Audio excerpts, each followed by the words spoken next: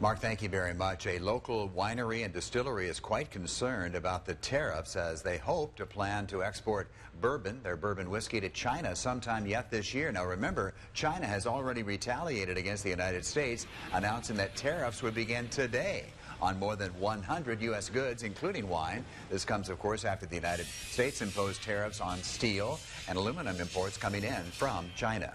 KWWL reporter Kristin Rogers stopping by the Cedar Ridge Winery and Distillery. That's in the fine community of Swisher.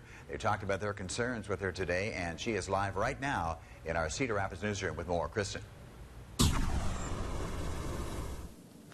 Ron, the company has been planning on exporting their bourbon for a while now, and China has been at the top of their list, but now tariffs may steer them in a different direction.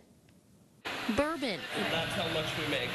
It's made in eastern Iowa here at Cedar Ridge Winery and Distillery, but there are plans to share the taste with those who thirst for it far from the States. Owner Jeff Quint. This year we've gotten orders from Denmark and Sweden and France, and we have a trip to South Africa coming up in a couple of weeks. But China has been at the top of their list, something they are starting to reconsider because of tariffs.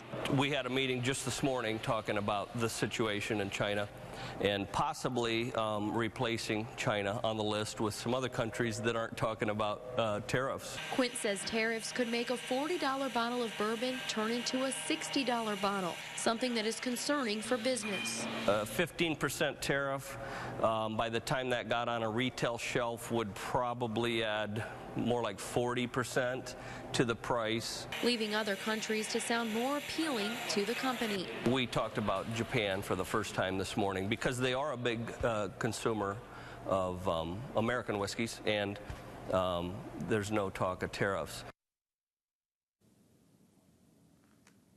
Quint tells me China was at the top of their list because of their large developing middle class and their demand for craft bourbon.